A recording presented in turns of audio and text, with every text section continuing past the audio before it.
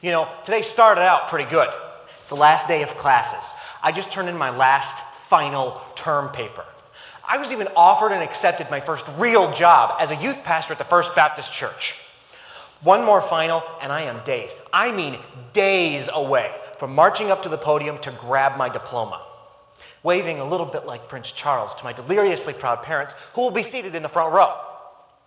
Up until this very moment, my life was perfect. My friends were jealous of me. My family's friends were jealous of me. My wife was glad she married me. My wife's Uncle Gus was even sorry he told her not to marry me. But at this exact moment, I am desperately hoping that someone with a hidden camera is going to jump out of a potted plant or a mailbox or even a gorilla suit and tell me that I'm the victim of an elaborate hoax caught on tape. I was just about to take my last final exam, and I had studied hard for it. Well, hard for me. I'm not exactly what you'd call the most serious student.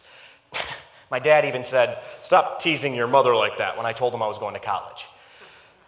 Anyway, Bible history was a tough subject, and I had studied the core curriculum very well. But Dr. Sewell had also been telling us the entire semester that there was an additional requirement to read the textbook, A Survey of Israel's History, cover to cover on our own. Well, apparently it takes 381 pages to survey Israel's history, so I didn't exactly crack it open. But a lot of us haven't read the book, okay? We figured we'd just ignore the word requirement and secretly treat it more like a helpful suggestion.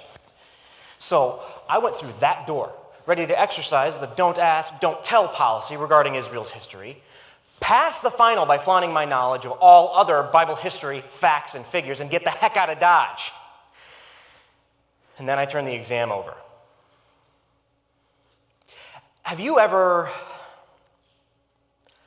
felt your stomach suddenly disengage from your intestines and drop to your feet?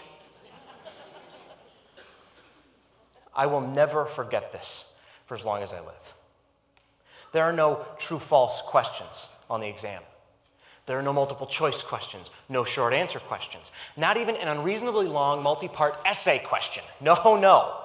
There is one sentence on this exam.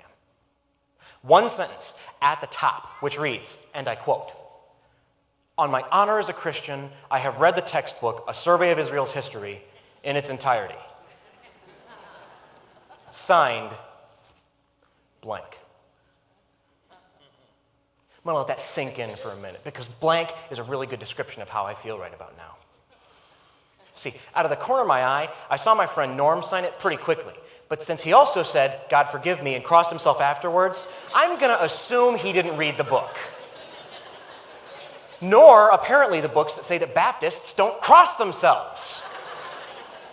Oh, and Chris? Oh, well, he signed it right away. But that's because he had read the textbook. Not the first time he's annoyed me during our 10-year friendship. All the while, I am just sitting here shaking and sweating. At which point, Chris leans over and says, "Think about what's at stake here, man. Just sign it." So I start to sign it. And I get as far as the J. And Jeff. And then I stop.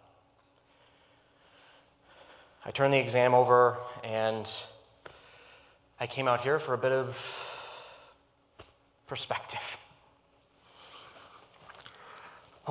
Okay, Jeff. All right, breathe. Breathe, Jeff. Okay, now think about this. Think.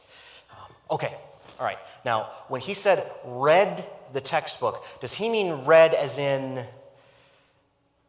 Okay, I got nothing there. Okay, all right. When he says, "On my honor as a Christian," oh, man!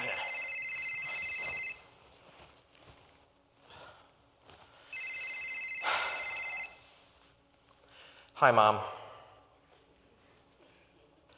Nope, one more final. I'm good. Mom, I'm just tired, that's all. What? Look, Mom, ordinarily I love this game. I really do, but I don't really have time to play guess what right now.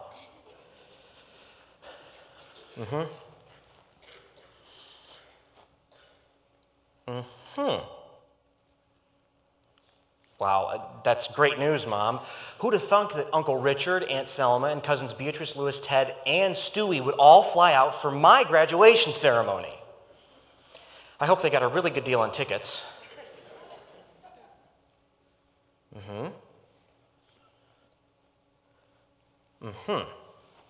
Non-refundable tickets. Of course.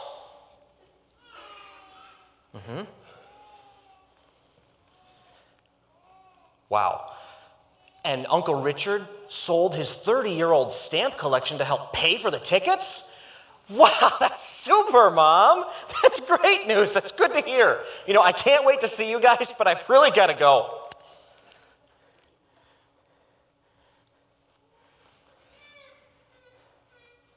How could a college do this? If I don't sign that paper, I flunk the final. If I flunk the final, I flunk the class. Which means I'll have to pay for and stay in school for an additional semester. Completely forego a graduation ceremony altogether because they don't do mid-year ceremonies. Oh, but at least my family, my entire family, including Uncle Richard, Aunt Selma, cousins Beatrice, Louis, Ted, and Stewie, will all get to see, not me!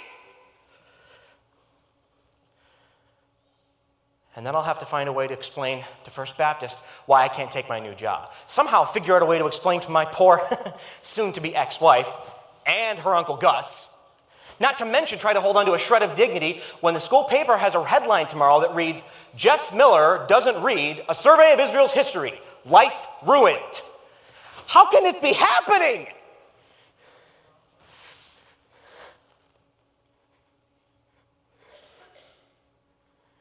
How on earth can this be happening to me?